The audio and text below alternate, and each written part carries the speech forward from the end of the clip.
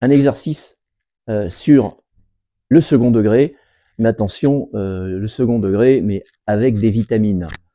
Je considère une équation de courbe du second degré, donc d'une parabole, mais qui dépend d'un paramètre k. On va dire que k est réel. Le voilà. Donc yk égale 2 facteur de x moins k sur 2 au carré, plus k2 sur 2, plus 4k plus 3. Donc c'est déjà pas très simple. Et on nous dit que le point le plus bas de cette courbe est un point de coordonnées petit a, petit b. Donc je visualise bien, hein. Ça c'est une parabole, donc elle peut avoir cette tête-là avec un point le plus bas. Et si elle a malheureusement cette tête-là, elle n'aura pas de point le plus bas. Donc on me dit que le point le plus bas de ces courbes-là a pour coordonnées AB. Et la question qu'on me pose n'est pas de trouver les coordonnées, c'est-à-dire petit a et petit b. Non, on me demande de trouver la somme a plus b. Première chose que je peux remarquer, j'ai parlé de deux types de paraboles, mais ici, quand on regarde bien, quand on développe, le coefficient d'x au carré, ce sera 2. Le coefficient sera donc positif. Et donc, j'ai pas vraiment à me soucier de ce type-là, puisque ce type-là n'apparaîtra pas. Je n'aurai bien donc que ce type-là, donc avec un point le plus bas. Alors, regardons bien sous quelle forme nous a été donnée cette famille de courbes. Elle ne nous a pas été donnée sous la forme x2 plus bx plus c. Elle nous a été donnée sous la forme, c'est la forme canonique. Alors, est-ce que je peux trouver facilement quelle est l'abscisse et l'ordonnée du point le plus bas?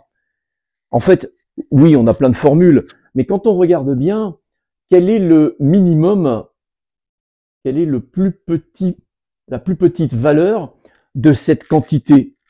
Bah, c'est assez simple à calculer, hein. La plus petite valeur de cette quantité, c'est une quantité qui est toujours positive.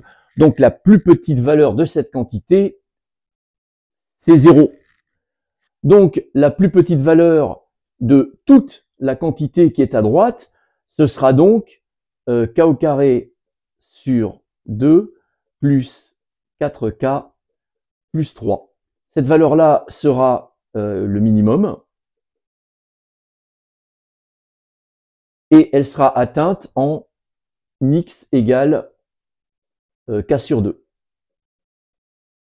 Donc, assez simplement, juste en regardant la forme canonique, sans connaître de formule balèze, je sais que cette quantité-là, je répète, est la plus petite comme elle est positive quand elle vaut 0. Et donc, la quantité qui est à droite est minimum et vaut donc, le minimum vaut donc k au carré sur 2 plus 4k plus 3. Et ce minimum est atteint en k sur 2.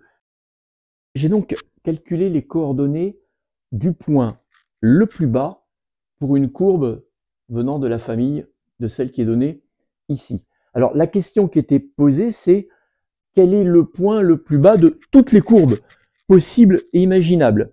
C'est-à-dire que parmi le minimum d'une courbe, qui est ici, je dois trouver quel est le plus petit des minimums. C'est-à-dire, je dois rechercher quelle est la plus petite valeur de k au carré sur 2 plus 4k plus 3. Le plus simple pour trouver le minimum d'un trinôme du second degré, sans passer par la dérivation ou les formules qu'on connaît par cœur, c'est de la mettre sous forme